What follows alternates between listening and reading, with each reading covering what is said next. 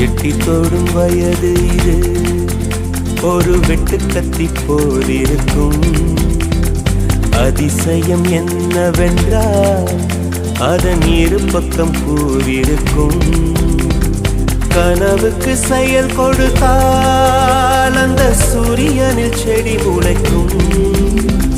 புலன்களை அடக்கி வைத்தால் தினம் புது புது சுகம் கிடைக்கும்.